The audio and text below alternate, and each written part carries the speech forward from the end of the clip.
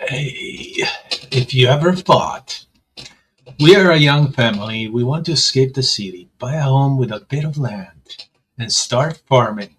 This episode is your instruction manual because buying a home with land is a different game than buying a condo.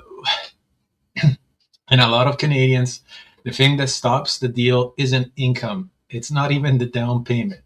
It's one credit mistakes that makes you look risky on paper, even if you think you're doing everything right. Today, I'm going to show you exactly what that mistake is and the simple steps to fix it.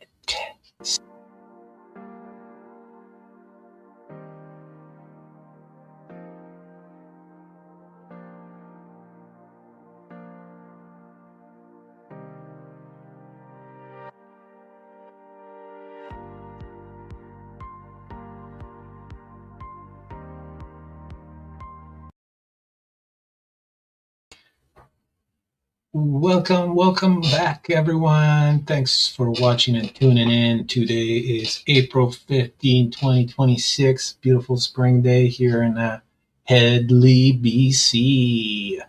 And everyone that listened to the introduction, this is what the show is going to be about. We're going to talk credit. Before I start, here's a quick disclaimer. This is just an education purpose podcast, not personal finance advice. Every lender and every situation is different. So, having said that, we can get started with the show. Well, thank you. You're tuning in. Welcome back to Farmers in Finance. I am Rico Manazza, and I am a former farmer, and I'm a real estate agent. So when I'm not doing the show, I'm helping people out there finding their farms. So if you need help with real estate, you know where to go. Another disclaimer is everything that I say in this show is not related to anyone or any person in particular. Everything that I experience, I will say so. I will not mention any names and keep everybody's privacy intact. So this is the show. I don't know if you're tuning in for the first time. I am live on Facebook, LinkedIn, and YouTube. And you can also listen to the shows if you miss it every week. We're at episode 28. I started off with my friend, buddy, and former farmer as well, Gaurav. But he's off to India and he's just about to return back to the land of Canada. And so he will be joining us soon enough. And I know everybody misses him. He's a great wealth of information. So, last episode, what did we talk about? Ooh, I'm drawing a blank. Last episode, we were talking about planning ahead. Keep more money in the family. Oh, how could I forget? Oh, yeah, we were talking about taxes and it just went off in different tangents. And I hope that you enjoyed the show out there. It was quite full of interactions and tips and everything on how to navigate this beautiful season that we call the tax season, the place where we get our pocket picked by legitimate companies, not to mention any names here again. See, I don't want to be shadow banned or discredited or anything like that. So, but today is I kind of got the idea of this show by taking a client and going seeing our mortgage broker, Scott. I'm just going to mention his name. No plugs. He hasn't sponsored the show yet. So, but Scott, if you want to sponsor the show, you're welcome to. So any funds are to move things forward. are greatly accepted. Anyways, so we were sitting there. I was sitting there with a client, and I got a huge lesson on credit and credit score, how to use it. Even though I remember it, and obviously when you go through real estate, the number one thing is to approve your clients, but make sure that they are approved. And when it comes to purchasing any real estate or any big assets, and being financial advising, but not really certified. Another disclaimer: I'm not a financial advisor. I'm a financial associate with Superior Financials. So there it goes again. There's so many disclaimers because my advice could be taken the wrong way by the wrong people. Anyways, so I was sitting there with a client and I was learning about how to use the credit score. And I was like, man, I think everybody should know about this. Nobody teaches you this stuff. But I don't know. I never heard of it. And I've been in financial for about 2 years. And I've been in real estate for 3.5. And I did hear it, but it's just one, like, how life is, you get to go through it and you hear it, but it never like really sticks until you're really listening. Sometimes you have to really listen in order to understand what's being said. And sometimes, in life, you don't listen. I don't know if you ever listened to your mom or dad. Probably not. I mean, my kids are not listening to me, but that's another story. So today I want to start covering up and because it's all fresh. I don't prepare too much for these shows. I mean, I create nice slides and go through the roadmap and the outline and everything so that I'm not caught not knowing what I'm talking about. But I also want to learn from them, because if I teach the processes and what goes on, I can learn better. And then feel free at any time to add a comment or an opinion or anything. This is an open show, and it's more than welcome to add your comments. I mean, obviously you can't do it while you're listening to it, but if you could, even if you want to add comments later, I will post these on my channels, and you can review them for your pleasure. And comments are welcome because it helps us grow and fight this. You can't reach financial freedom all by yourself. That's not possible. It's never done before. You always need somebody. You need help. You need assistance. You need people, and you have to have the proper relationships. So I'm not saying that I'm financially free. Don't take that the wrong way, but I am on the road. I'm on the path, and what I learn, I teach it back, right? So in today's show, here's what we're going to cover today. First of all, how credit scores actually work in Canada. I am sorry for our neighbors, Americans that are watching this. Yes, just Canada, but most things apply, across the map, across probably the English sort of X domains, if you don't know what I mean, where the Queen set their foot. So probably they'll apply in India too, but I will confirm with Gaurav what he says and what the institutions that are regulating and coming up with these wonderful numbers that it's called the credit score, how they base it. So then we're going to talk about Equifax, which is a company that that collects the data, and versus TransUnion, and why your score can be different on both platforms. Number 3, we're going to talk about the number 1 mistakes that blocks your approvals. When I say approvals, is approvals for anything like a loan, line of credit, or a mortgage. And number 4, we're going to talk the step-by-step checklist to become mortgage ready for a home with land. Obviously, I want to talk. My audience is mainly farmers because I'm a former farmer and I know the pains. Even when we first started, little story here. When we first started, and back 15, 16 years ago, yes, my son was born at the same time. Actually, it was 16 years ago in February when we moved to the farm, coming straight out of the city. I was living on 48th in Maine, beautiful little spot in Vancouver, and our backyard garden was getting too small. I had a beautiful exposure. I had an income from downstairs from my legal suite that I made, I built, and I had a little bit of income from my top floor.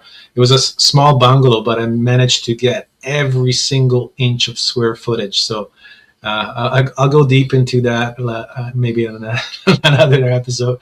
But anyways, what I did there, it was getting too small. So when you start looking at the bigger picture and what you want to do and your purpose, then we decided to go and purchase. And no, well, first we started looking at the Okanagan because we thought, well, not we thought it was and it is more sunshine, more possibility of growing different things like fruits.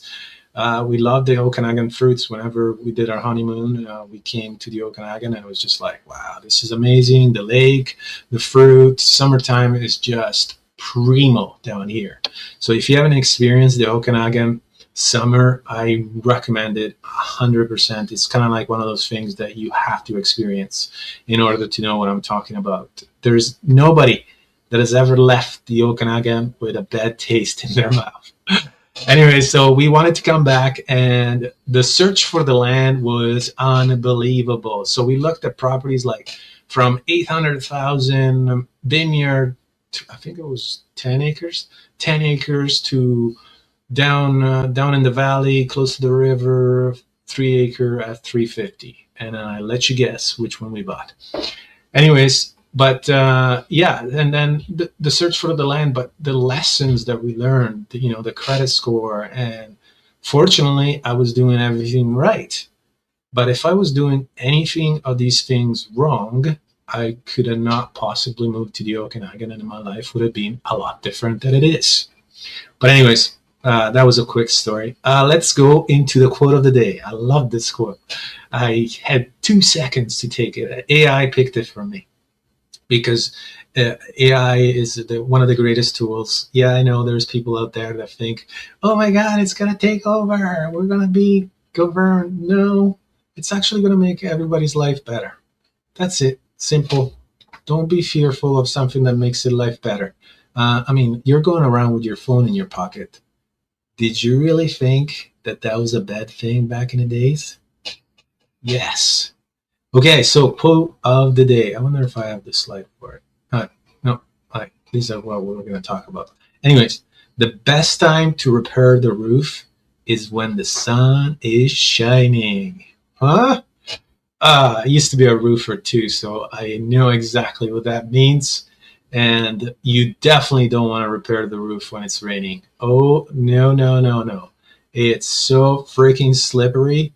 It's unbelievable. I went on a roof that was raining and it was like a crazy pitch, and because I forgot my wallet. And man, I remember that night. I was just like, oh man. And the wallet was just sitting right there at the windowsill. And I'm like, oh, there it is. And then I just sneaked up on the roof because I didn't want to disturb the homeowners. And I just went there and I slid.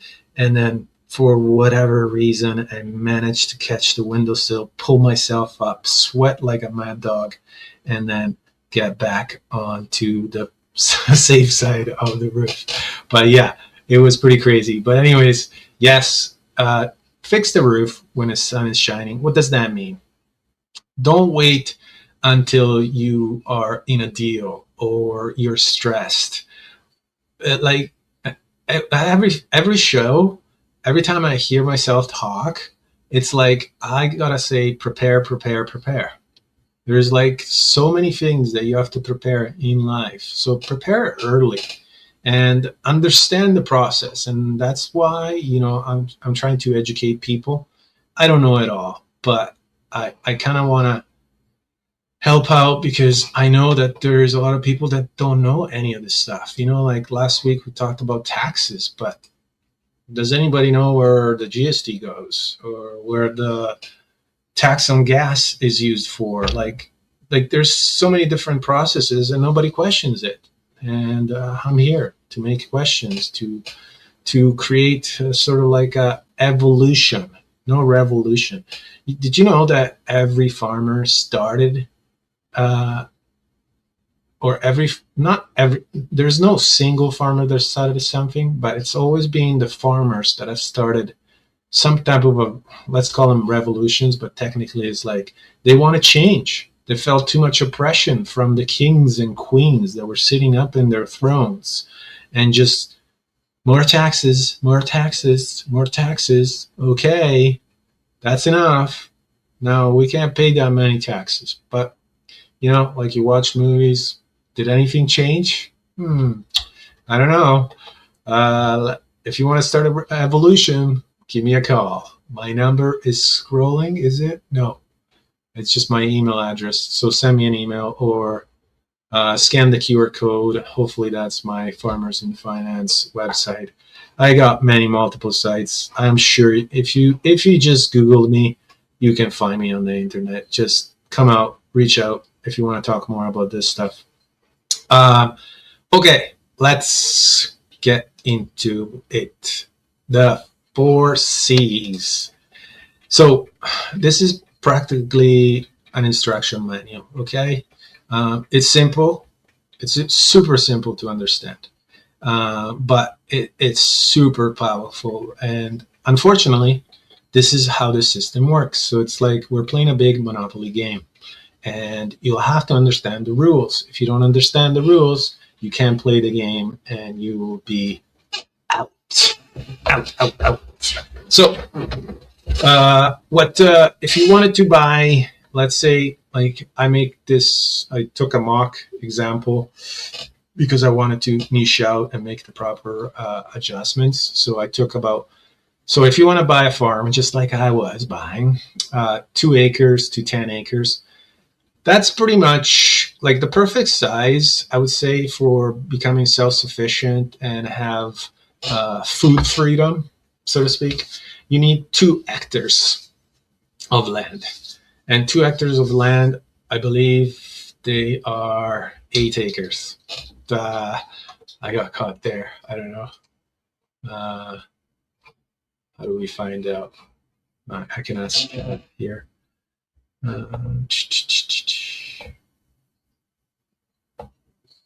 How many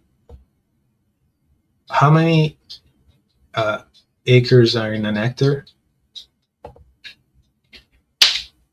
Acres are in an hectare. Oh, hopefully it says how many acres are in an hectare. Text to speech. Gotta love it. Gotta love it. Anyways, so while we wait for the answer, I will call it the 4 C's. Okay, 4 C's. 4 C's. C's. The symbol. I don't know if you're watching this. Credit. Number 1 is credit, and we'll talk about this. Capacity. Capacity underline meaning income. Oh, okay. Here came the answer. So 1 hectare is 2.471 acres. Okay, so 5 acres of land is the perfect land that if you farmed, you can produce enough for a family of 4. Okay, these are numbers that I pulled out when I was studying how many acres I had to buy. So I know, and 5 acres of land is a lot of land. Let me tell you, I had 7.5, and it was a lot of land, definitely. And you can plant it like so intensive, but like in a way that there is, a balance between everything. Like you can have fruit trees, and then you can have your low bushes, like your blueberries, your Haskaps do really well here, not so much blueberries. Blueberries are more for the coast. But you can have like a food forest, and you would have it so seasonal that every single maturing fruits or vegetable will mature at different times, and it won't overcast or overshadow the different plantings that you have done and you strategize. For more of that, I don't know. I like to teach that too because that was a passion of mine. Like especially when I was looking at these progresses and how to conserve water. One of the biggest lessons I got on farm when I came to the Okanagan was water. Water is like the number one source and essential for life. And so in Vancouver, it's abundant. It comes from everywhere. There's water, there's the ocean, there is the rain, there is the rivers, there's the forest, there's even water that it's just moisture in the air. That's water. So it's like, and water is like a great conductor. It's one of the best conductors. That's from the engineering side of things. And for energy to transduce, here's a little tip. For energy to transduce, you need water in the air because plants don't just run on sunlight, they run on water and they run on energy, just like our bodies. We run on energy, we don't run on sugars. Our bodies change the sugars into energy, and that energy is called ATP. And so it's like little impulses, right? Like your muscle contracts because of the size of how many cells you have, and that energy is transduced, how much power you can exert. And obviously, yeah, there is leverage because our arms are different lengths, and you're just a big guy, and maybe you're a small guy and short legs, and you got to move faster than the big guy with big legs because he's got torque. But anyways, okay, so where was I? Credit, capacity, income, capital. This is for what if you're buying, the farm. Down payment and reserves. Always got to have reserves, people. If I'm going to plug myself in again, if you want a free, I say completely free financial look at your finances, I'm here. I offer free financial analysis for anyone that asks. So that's the first step. You got to get over your shyness and start asking for help. We all need help. I need help. I always ask for help. Coaches, mentors. I got a big lineup. And okay, so that was just a plug. Come to my website, sign up, give me a shout, email, phone. My phone number is 236-457-4230. Any marketer out there, please don't call me. I'm sick of you. Anyways, collateral, the property itself, that becomes the collateral. That's what the asset that you're going to borrow against with your mortgage. So today we're going to go credit centric because credit is the domino that stops people first. Yes. Oh man, I have had so many talks with first time buyers that it's kind of like, I wish I could help you, but you couldn't get your credit properly fixed. And this is another reason why I'm sticking with finance advising, but I'm not advising financial help, because it's whenever there's somebody, oh, I want to get out of my rent, and then how much rent are you paying? Oh, I'm paying $1,200, $1,500. Okay, that's 150. By the way, that translated, that's about 150 to 200,000 with today's rates of a mortgage, right? And so they're renting, a 1 bedroom, 2 bedrooms, maybe at the most. In some places, maybe Oliver or Osoyoos, you might get that. But when they go and they're like, okay, what can I afford? And then all of a sudden they go and sit down like I did with my clients, and they get the spiel about their credit score and how they leverage the credit, utilization, and everything that we're going to talk about. They get, oh, what? I did not know this. Yeah. And no wonder why the average first time buyer age is now up to 44. 44. Okay, that's insane. I bought my first place when I was 19. And now poor people out there, they can't even afford it. Like we're in totally different times. Like, and it's getting worse. But why? Because nobody's saying anything. Everybody's head down. Now people, they're not saying anything, but they're not doing anything now. Like the whole economy is like, I don't know if you notice it, but it's starting to slow down. Jobs are still there, but it's just that jobs are not keeping up with the affordability of the home. Diesel, thanks to the war, like seriously, we're another plug here because comes true. Like we, and it's a live show, so I can do whatever I want. Okay, if I go in tangents, it's my show. I'll pay for it later. But we started like there's wars right now. It's like little kids. No, this is mine. No, that's mine. I want it. Oh, I'm going to shoot you with my missiles. Like, what the? Beep, beep, beep, beep. Like, really? With the technology that we have, with everything that we know, we're still playing wars with different races? Man, can we just play along? Again, I said it one time in another show, and it needs to be out there in the air now. Did you know that back in the days, and this is passed on orally, and it's not in any book? I wonder why. But when I was sitting in one of the circles, the talking circles, again, this was a story I mentioned before in another episode, maybe it was last episode. But anyways, I was sitting in a talking circle, and the natives used to have a lot of these because that's how they passed on information, and this is how they talked about things and how they resolved issues. They just put themselves in a circle, and each one had their turn, and then they could speak freely about whatever they thought and whatever was going on. Okay, so this one old grandmother came about and said, it used to be that there were 700 years of peace between the tribes. 700 years of peace between the tribes. And what kind of level of technology was there? We don't know. We don't know anything, man. The powers to be, whoever's doing this, whoever's controlling, has fooled us, has us on a merry-go-round, and keeps us bringing us down. And you can see it right now with the war. It just doesn't make any sense. The wars don't make sense.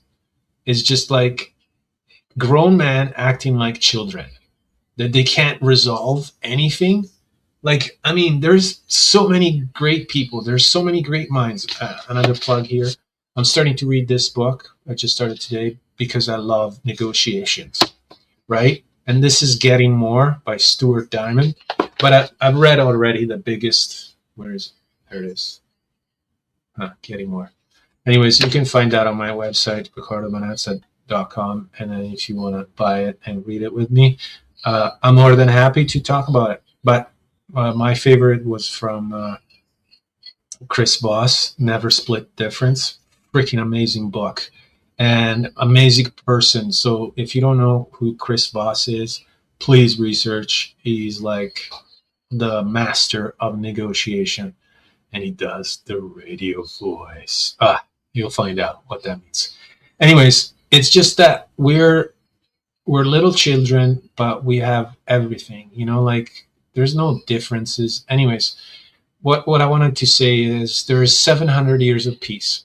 If you knew that, if they taught you that in school, that there were 700 years of peace between the tribes and the trades were going on long before Columbus came to America, that's another freaking history. Whoever wants us to control our minds, people were trading way before Columbus. And I believe that.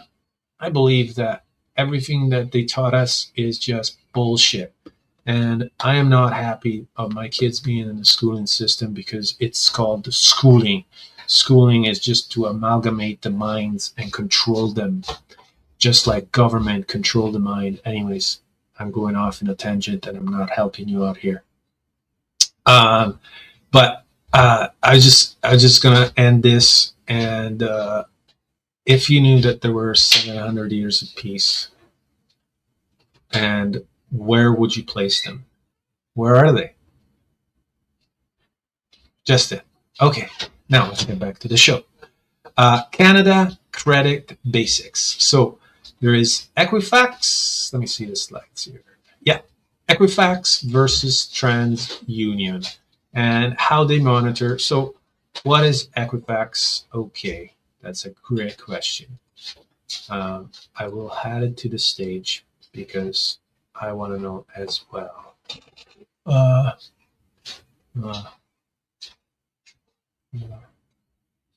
There it is.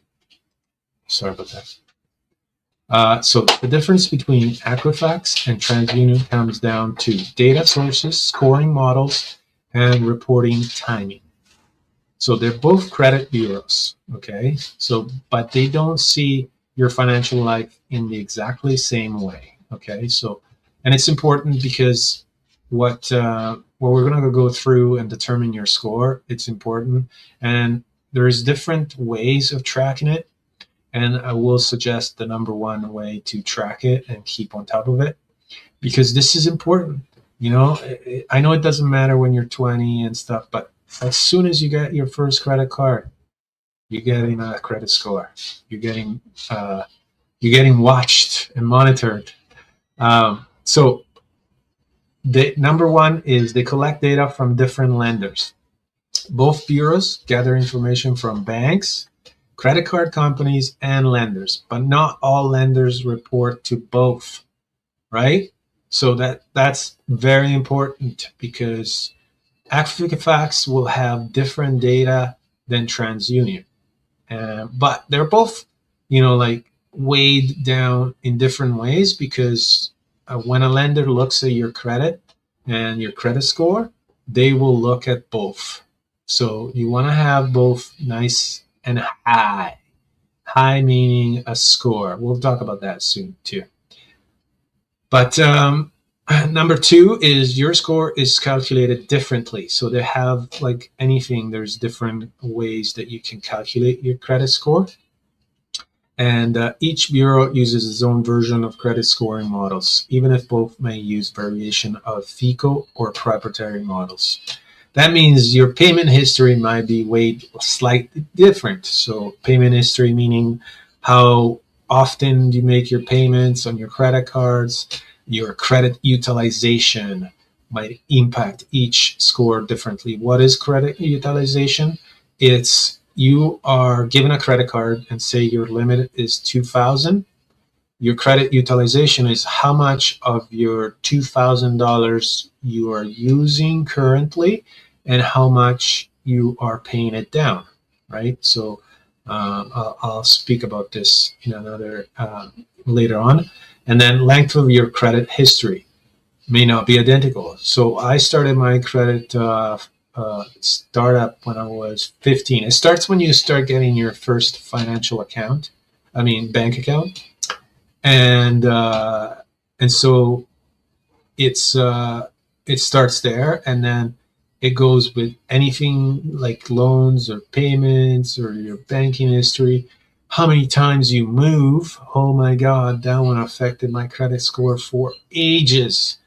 Every time you move, it's like ding, ding, take off your score, right? And I moved a lot. I don't know why. I moved here from Italy. That was my first move. They broke the cherry. My parents broke the cherry. Personal information can vary slightly. So again, like I was speaking, address history, employment details, name variations. I had one credit card that instead of saying Manazza said Mamazza. And for the longest time, that credit card didn't register on my Equifax. I had to report it. And because I was watching my credit back in the days because I knew about some of the stuff. Then I made them put it on my credit score because I had more credit, I had more credit space, and I was utilizing it in a better way, right? So I was paying it off pretty much. So everything changes, right? Like there's so many different things, and also, a lot of people get fraudulent, and so somebody might take your identity and apply for a credit card, and all of a sudden on your credit score there is a credit card. Or if you have a common name like John Smith, holy shit, man, you better be careful. But it's all regulated. In Canada, there's this thing called the SIN number. SIN, SIN, Social Insurance Number. And that keeps you sort of, if you keep using it properly and you don't give it away, that it's pretty much how they keep track of your uh, transactions and credit applications and any kind of applications, your work, your job, anything like that. Number 5 is inquiry. Every time you do, there's different types of inquiries. There's a soft one, and then there is a hard one. The soft one, it's okay. It doesn't hurt your credit, but it's still recorded every time you look at it, except if you're using these one tools that I'm going to talk about. Okay. And some lenders will pull an Equifax credit check, and those are pretty hard, right? Results, hard inquiries can appear on one report, but not on the other. And TransUnion doesn't really see Equifax sees all the hard inquiries, because that means, especially tying back to the quote, the wrong time to repair your roof is when it's raining. So the wrong time to repair your credit and get more utilization, it's when you're maxed out on your credit. That is a big one. And that is one thing that my client learned is, if you're given credit by whoever, the bank gives you line of credit, personal line of credit, or the credit card company sends you are pre-approved for a $5,000 credit card, take it. Take it. Don't think it's the devil. Your credit will benefit because then you have more credit. And if you use it, you got to use it for daily purchases. And where the discipline comes in, you got to pay it off, right? You got to keep paying it off and keep your credit utilization at low levels, right? And then that will benefit you in the long run, because your credit score, what's it going to do? Go up, up, and up. So the real world impact, this is where it matters for you. When you are applying for a mortgage, getting finance, or qualifying a client, the lender will choose one bureau or pull both. And that's what this lender did. Scott, thanks. He pulled both. And so he said that. And yeah, anyways, but that is what Equifax and TransUnions do. But one thing that you should learn from this is definitely keep checking your credit. Okay, so next slide now. What do we got? What drives your credit score? Okay, so we talked about it a little bit, but we'll talk about more about the ingredients, how credit is determined. This is kind of like the recipe that they use, right? So the 5 ingredients that are used, and I already mentioned this, it's your payment history, okay? So in life, you have to borrow money for buying things. We are in a monopoly game. And when we land on land, or we need to purchase a car or to do anything, sometimes we borrow. Sometimes when we were good, when we were young, we would just save up, right? But even if you saved up, you're not going to put that money under your pillow and not let it grow. I hope not. If you are, please come and give me a call, because that is destroying your assets, right? So it's actually bringing your money down because there's this little thing that I talked about in previous shows, and it's called inflation. And how inflation is created, it's up for debate.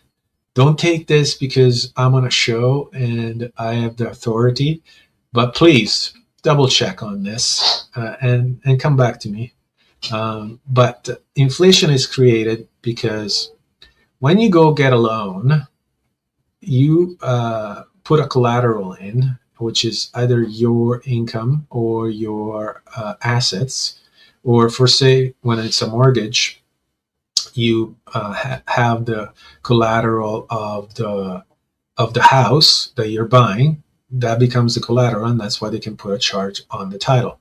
So now um, you're gonna utilize that to leverage, and guess what? The person at the bank says, okay, yes, it looks like because of your credit score and your asset that you're going to leverage this on, we appraised it, it's more than the value. And they say, okay, we'll give you 80% on loan, or 95, depends if it's insured or not, and we'll give you the money for it.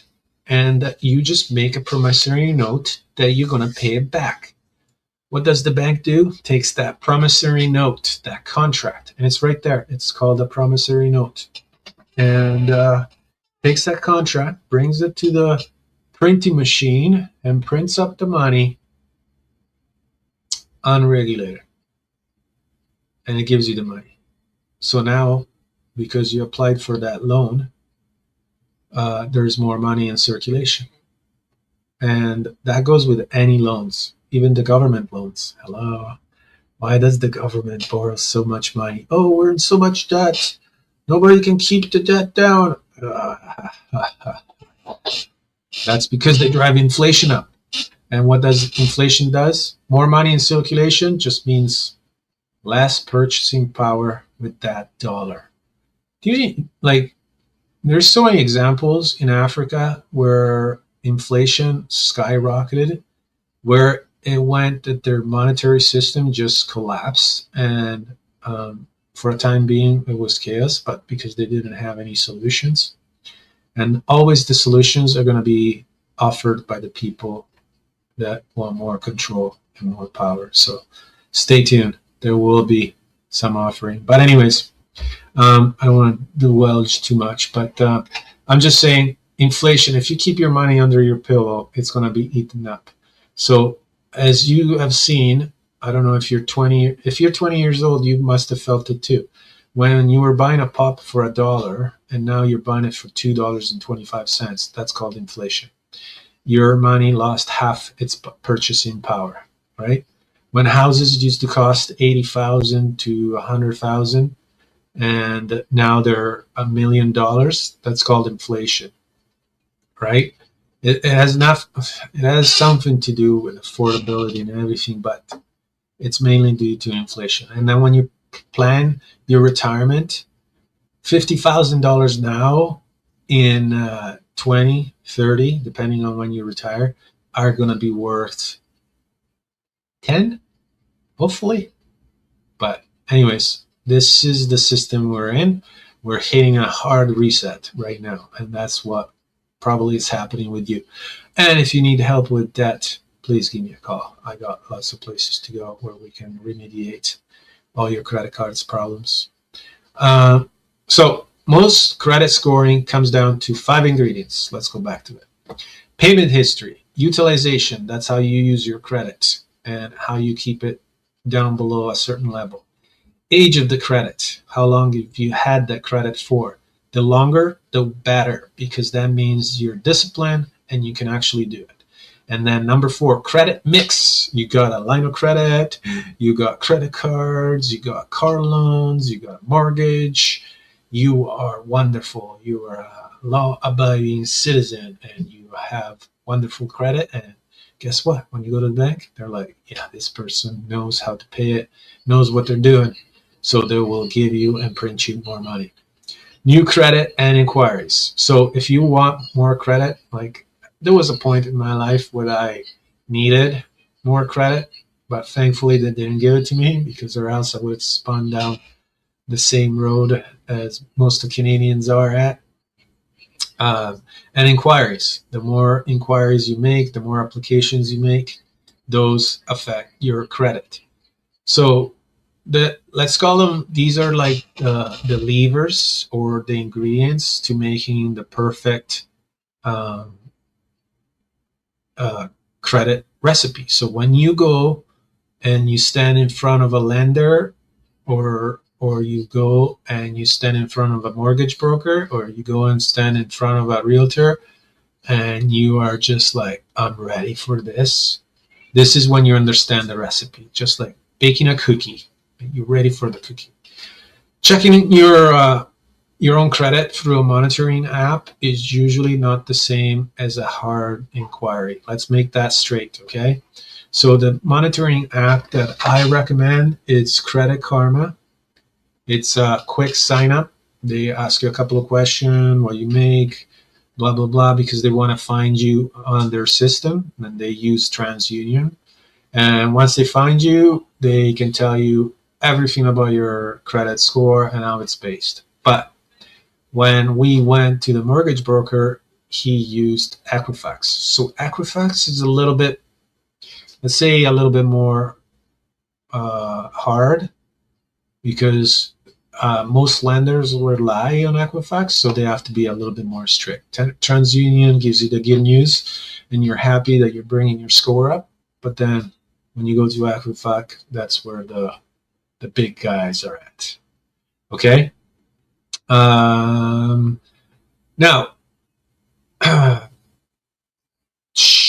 what do we got? The 30-day quiet period.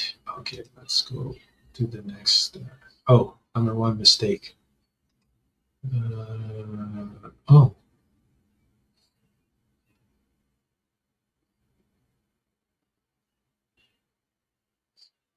Okay. Oh, I see. I got my notes here. The 30-day to 90-day quiet period. Okay. So if you're planning to buy a property, it's not going to happen tomorrow. Okay. So now the 30 days to 90 days, this is a little bit of a strategy that we enforce, and we try to help you out with this. Called the quiet period is because don't do anything. Don't buy a car. Don't change addresses unless you're going to buy a home. Obviously, you're going to change addresses, but don't change addresses in the quiet period. And do a quick cleanup. So if you're thinking of buying in the next 6 or 12 months, just treat the next 30 to 90 days, even if after you hear this, just go quiet, meaning don't start any new applications. Check your vehicle finances, your loans, everything, your credit cards, and stay on top of that. Like, don't definitely don't max out your cards.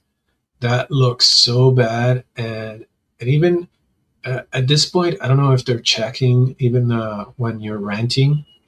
They check your bank accounts, right? So if you have everything maxed out and you have no money in your bank account, you think you're going to find a place to live? It's tough, right? So you got to stay disciplined, right? And don't say I'll pay it off later. Just pay it now. Start with the highest level of interest credit cards. But anyways, that's that correction. That's another show. Pull a report, but pull a soft inquiry, and try both. Try to see your Equifax. Just give them a call. Most of the times when you actually call them, they don't do anything hard, because they're just telling you the information on the phone. And then call TransUnion or use Credit Karma. That's a great app. And then just go through it. Look for wrong balances, like check your credit cards, make sure that the balances are reflected. Obviously, you got to give them a little bit of leeway. It depends on the cycle. Some of them are slow to update, but make sure that they're around the same.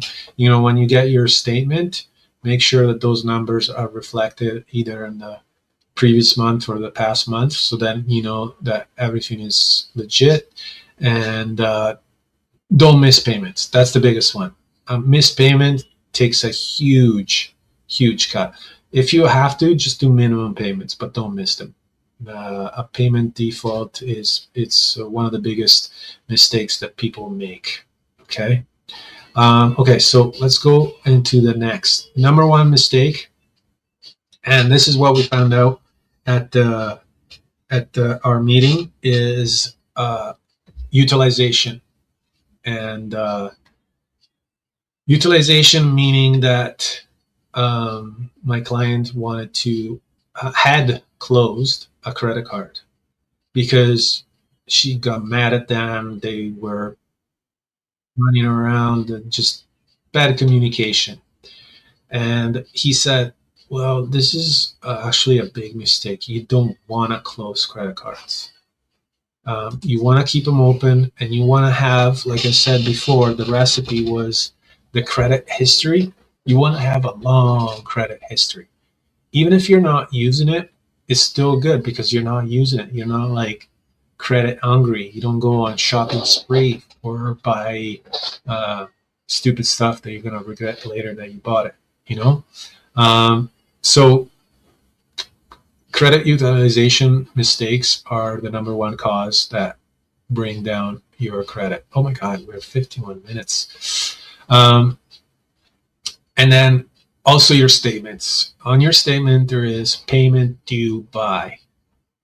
That date should be like an alarm. You got to have like 5 days reminder before that date. I set it up all the time. All my credit cards, I get a reminder on my phone. I have an alarm set up that it's like, okay, you got to pay it. If it's the whole payment or if it's the minimum payment, just got to pay it because you don't want to get dinged. You want to keep your credit score up because the higher, the better. Okay. So number one rule is your utilization. So if you have a credit card of let's say $2,000, at least keep it at 1,000. Okay. Don't 50%. It's okay. 30 is great. 10, it's you're an amazing guy. So utilize it, keep it at that level, but don't get any higher than that because your credit score will be affected. And if you go apply for a no-mortgage, you know what they're going to say. Pay the card down before the statement date. Huge, right? Like you don't want to just leave it at the due date, right? You want to pay it down way before. And guess what? You're not getting charged interest. So there's 30 days leeway on credit cards. You make a purchase now, you can have the time to manifest that money coming into your life. But anyways, that's another topic as well. Next. Okay, so you get it? Any questions on that? I don't see any. Okay, let's move on. So just to summarize that, 10% is the best possible scenario, 30% is good, and 50% it's okay, but not higher than that. Okay, don't go pretty high. And then if you're gonna go high, I'm making the suggestion, maybe try to apply for a credit card, but because if you're good, and don't apply for credit if you're going to apply for a mortgage.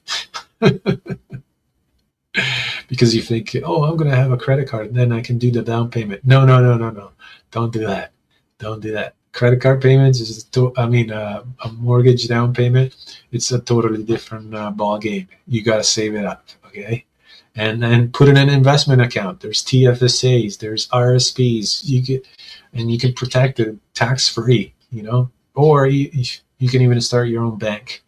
And I've talked about this. And if you started your own bank, by the way, you don't need a credit score. You're your own bank, right? So you make the decision. You based on your discipline and everything like that. Anyways, if you want to know more, you know how to reach me. Payment history. Do I have a slide for that? How to fix utilization fast. Let's look at that. Keep utilization under 30%. Make multiple payments per month. Yeah, that's a good practice, actually. Whenever you're paying taxes, your credit card, make multiple payments. They'll show up, and then you are, first of all, if you're starting with a bad credit and you're trying to repair it, then that's probably the best way. And then pay before your statement date. Don't get them to give you warnings or anything like that. 5 days, it's edgy, but pay 2 weeks maybe. It makes it even better. Okay. And then avoid maxing out your cards. Okay. That's great advice. Thank you. Okay. So now payment. Oh, the quiet period. I had slides for this. See how bad I am? Anyways, payment history. Well, we talked about this, like it's about paying it on time, making the proper payments. Don't apply everywhere, and then just build consistency, a plan, like at the beginning of this show. And then the quote ties it all in, right? Like you want to make sure that you are properly set up, and don't fix the roof when it's raining. Okay, don't build a roof, don't change your roof. Inquiries, age, and mix. So these, we scrolled a little bit through it, but age of the credit, that's a pretty good one, but it's not like super heavy. When I did destroy my credit once because I went a little crazy. And so how I did it to bring it back is I applied for a prepaid credit card. And this is how you can restore your credit. You gotta apply for a prepaid. You put a certain amount on it, and that's the amount that you have. And that builds up your credit fast if you're utilizing it, obviously, if you're using it for your business and putting all the payments through it. And then at the end of the month, you pay it back up and you bring up your credit again. And that does huge on impact. I was able to recover my credit in 2 years, when most of the times it takes 7 years. And then I was able to purchase again another property because I restored my credit from 400. I think the lowest I went was 420, which is pretty bad. A good score is 700 above, and that's what lenders look at. That's just a quick note because we're running out of time here. So capacity. Capacity is the income for a young family income realities. Connect the credit to the real world of qualifying, especially with the land. Credit is the domino, but lenders also care about capacity. Can you service the debt? What does that mean? Can you cover it? Can you pay for everything that you live off of? The childcare, the vehicles, the groceries, and much more, right? Like the repairs, anything that you need, the cell phone bills and everything. That matters because that's your monthly picture, and we create budgets for you here at Experia Financials. So if you ever need help with that, let's create a budget, see where everything is going, and then we create a payment plan based on your income that will reduce your credit utilization, and then it'll up your score. Okay. So especially with farmers, the income is seasonal, so we borrow a lot in the spring, and then we gotta be strict and disciplined to pay it at the end of the season when the harvests come in. And don't go on spending spree and be like, oh, I'm gonna need a new vehicle, or I'm gonna need a new tractor. No. All right, now collateral. This is the farm itself. So nowadays, you know how a lot of people, when they go buy, they're like, oh, I'm going to get the mortgage helper. It's so-called the mortgage helper. It can be applied also in farming. Oh, I'm going to get, a suite downstairs or an extra room or an extra spot. Now there's short-term rental, so you can even build a little extra cabin, right? Like on the property, and then just rent it out and make some extra income. Okay, so we're running out of show, but anyways, I hope you enjoyed it. Here's a rapid fire checklist and summary and call to action. Please book a call. It's free. Let's look at your credit, see how you do. So number one, pull both bureaus, fix the errors, all the errors early, so you know where your credit stands. Right? That's your foundation. Automate minimum payments. Set up your recurring bill payments um, on your bank account and just automate them. $100, $100 makes a huge difference. Now, your goal is to keep your utilization under 30%, ideally 10%. You got to pay before the statement due date. That's a big one, right? Don't open random credit card near any application. That's a huge one. Don't close old accounts impulsively because you think that, oh, uh, I don't need this one, or because you think that by clearing your credit, that's what's going to help. No, actually, that hurts it, right? You want to keep everything open and in plain sight so that when they look at it, they're like, okay, he's got, $50,000 in credit. Perfect. Keep your paperwork clean if income is mixed or seasonal, right? So keep it all clean, separated. This is a huge lesson I learned a while back when I was purchasing an investment property, is don't mix your incomes together, especially when you're multiple. And you have to be in multiple nowadays because that's the squeeze. Credit is not magic. It's habits, right? It's mindset, it's habits, and it's timing, right? You got to time it properly, and you got to enter the market at the right time. And the number one mistake is high utilization showing up on the statement.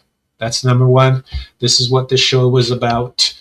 And thank you for watching what we did. Oh, 1 minute and 2. Sorry for taking you so long of your time. I appreciate you being here. This is Farmers in Finance. I am Rico, and I hope you enjoyed this. If you have any questions, you're watching this in the future, you're listening on to the different podcasts, Apple Podcast, all that, give me a call if you need help. We're all here in this together. That's the slogan I got from COVID. It's okay. It's okay to ask for credit. Nobody learned this. When I'm going through this journey, and I'm just learning every day. I'm learning about finances. Oh, look at that. The sun is shining. Wow, cool. Enjoy this day. Anyways, I don't want to drag on. Enjoy this day. Thank you for tuning in. You're great. I love you. Have a wonderful day, and hope to see you. Oh, next week I won't be putting on the show. I'll put it here. I'm going to the EXP conference, so I won't be putting on a show. And it'll be 2 weeks from now, episode 29. So stay tuned. I will post it on the different platforms. Come on in.